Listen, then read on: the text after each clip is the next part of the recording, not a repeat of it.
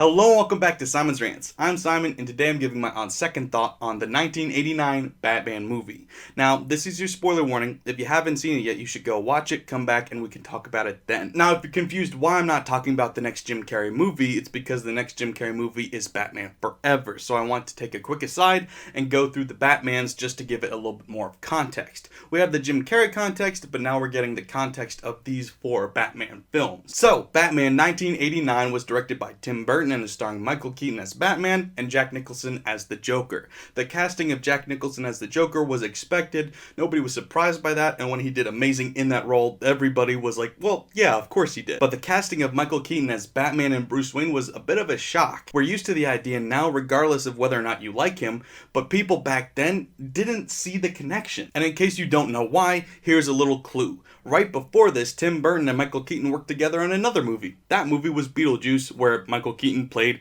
Beetlejuice. So when they were first announcing the casting, Michael Keaton was announced to be in Batman, and people were like, well, I guess he's the Joker, right? But no.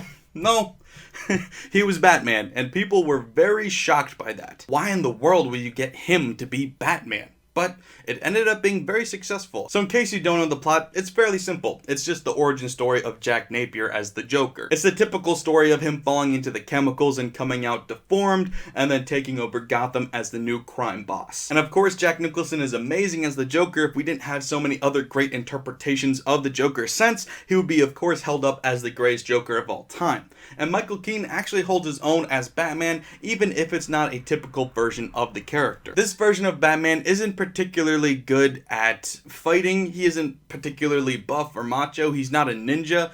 I'm not sure actually how he beats up everybody because he doesn't seem to do anything impressive in the fighting category. And that's probably my biggest complaint about this movie. I'll get it out of the way now. The action in this movie kind of sucks. I know it's a product of the time. Superhero movies in the 80s weren't really a big thing. This is part of what made superhero movies become a big thing. We had the Superman movies and now this. There wasn't a whole lot else to go on. This was setting the standard. So instead of following a trend, they were trying to create new trends. And it worked really well in certain areas and not so much in other areas. Like I said, the fighting is a bit boring. There's a lot of dark scenes that it's hard to tell what's exactly going on the screen, but there's also a lot of really cool and great things about this movie. I really enjoy the visual style of this movie, even though I just said it's a little bit dark, but it works well for Batman. It should be dark. And the whole movie is very Tim Burton-y, which works really well with this character. I'm not trying to say that it's the best version of Batman ever, but the Tim Burton universe was definitely a great place to start in the live-action version of this character, excluding the Adam West versions. I know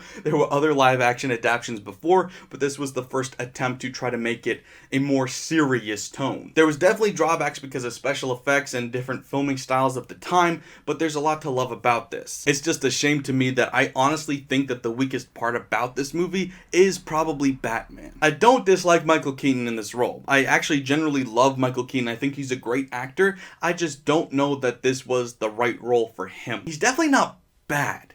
He's just not great. And you watch this movie, if you watch this movie, for Jack Nicholson as the Joker, who's phenomenal. Whenever I watch this movie, I watch it for the cool imagery and for Jack Nicholson. I'm never like, hey, I want to watch a great movie about Batman, I'm going to watch the Michael Keaton version. That's never a thought. I like this one, but there's definitely things about it that dates itself really quickly. Like Prince. He's everywhere in this movie. He's basically the soundtrack. I know Danny Elfman does the score, and it's beautiful, it's phenomenal. He is amazing, especially at superhero movies. He's good at everything, but he has some of the best superhero themes in existence. But then the rest of the soundtrack is Prince.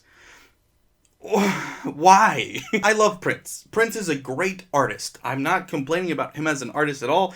I enjoy Prince a lot. But why is he the soundtrack of a Batman movie? Like, just imagine taking any other version of Batman and just plopping Prince into it. Whether it's the Nolan version, whether it's the animated series, whether it's Zack Snyder, whether it's some other animated version, just imagine Prince as the backdrop to that.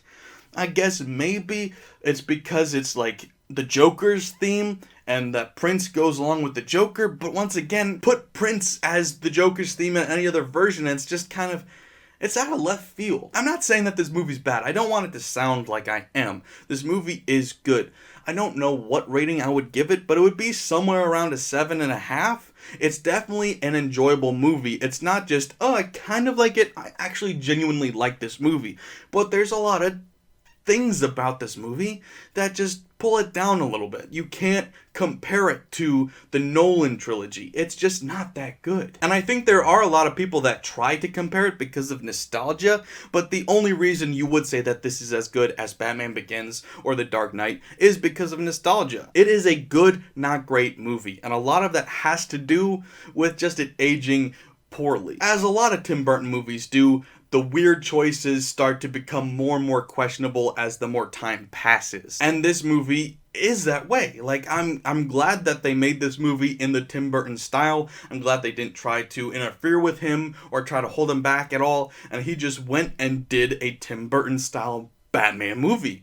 I'm grateful we have that version, but I think it's safe to say it's not a perfect movie, and it's not the best Batman version there is. There's nothing about this version of Batman, and I'm talking about the character now, not just the movie, but there's nothing about this particular version of Batman that's memorable in any way. Like, honestly, think about it. What does he do especially well? Like, even his version of saying, I'm Batman, or just his talking in general, he's just whispering. It's just, I'm Batman. And it's like, okay, you can say that's iconic, but is it really? I'm gonna double down on this. Michael Keaton is a really, really good actor, maybe even great actor. But him as Batman, I'm not buying into it completely. I'll be honest. And there's nothing about this version of Batman that makes me want to say that he is the quintessential version of Batman. Moving on from Batman the character, though, and into the plot of this film, there's a lot of forgettable things about this plot too. Like having this news reporter who's infatuated with Batman and has this whole weird dynamic, even that's forgettable by the standards of the writers because they didn't even bring her back for the sequel. So if they didn't even think she's interesting, of course none of us thought that she was interesting. It's just something to bloat the runtime. There's no other reason for her to be in this movie. I know that the Joker's infatuated with her for some reason, and then there's the whole relationship dynamic, but none of it is important or goes anywhere. Like, these things could have happened. All of the events in the movie, for the most part, could have happened without her or easily adapted to not have her in them. Like, you could have just put some other reason for the Joker to go up to the top of the tower. You didn't need her to be in it. It could have just been his escape route. This movie I hold in a similar regard, honestly, to The Dark Knight Rises, and let me explain why. Both movies have okay but forgettable plots. Both movies have okay but forgettable acting, except for the villain, who is the only reason I want to watch the movie. I've said it plenty of times that the Dark Knight trilogy is fantastic and Nolan is a great, amazing director, but The Dark Knight Rises is definitely his weakest link here, and that movie is fairly forgettable except for Bane. I absolutely adore Bane in that movie, and if I'm going to watch that movie, it's because of Bane and literally nothing else. And that's kind of how I feel about Batman. I think I like Batman a little bit more. It's hard to say, but it's definitely got that nostalgic 80s feel to it, which even though I wasn't around for it, I feel the nostalgia coming out of it in some weird way, and I'm attracted to it. But if I'm going to watch Batman, it's for the Joker. Easily. And I'm not saying that the Joker shouldn't be more interesting than Batman. In The Dark Knight, Heath Ledger is definitely more interesting than Christian Bale. Even though if you look at their whole career, Christian Bale is a better actor than Heath Ledger.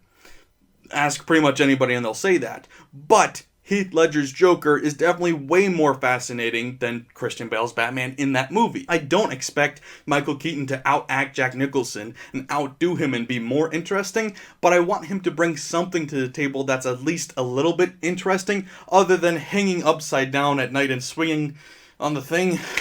And why?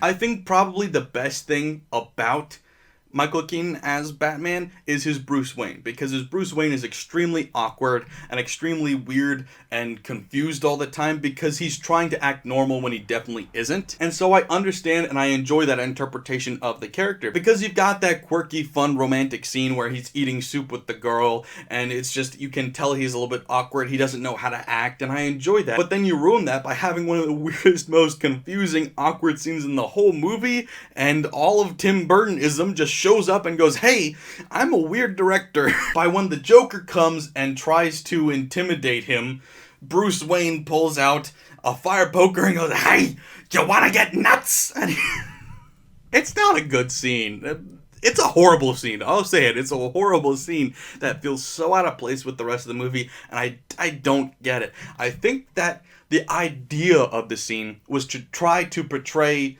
Bruce Wayne as showing that he was so inept at being intimidating and fighting that he couldn't possibly be Batman. I think that was the goal of the scene, but at the same time, I don't know if they're actually trying to say that. Maybe they were trying to show that he was actually trying to fight the Joker in that situation. I don't know. It was weird. All that being said, I still do like the movie. Like I said, it's in the 7.5 area here, but it's definitely more good because it was breaking ground than because of its actual product. It was paving the way for all of these darker, especially superhero movies that we got. But overall, at the end of the day, it's only a pretty good movie. It's not great, it's not amazing, it's not perfect, but it's also not bad. It had good ideas, it had good execution in some areas, but it's definitely dated in ways that I just can't say that it's a great movie. It just doesn't hold up like that. So that's what I had to think. Please let me know in the comments below what you guys thought of it. If you've seen it, and if you haven't, you should get on it. It's been around a while. So thanks for watching, guys. Please remember to like, share, and if you're new here, subscribe. Thanks, guys. Bye. Now you want to get nuts?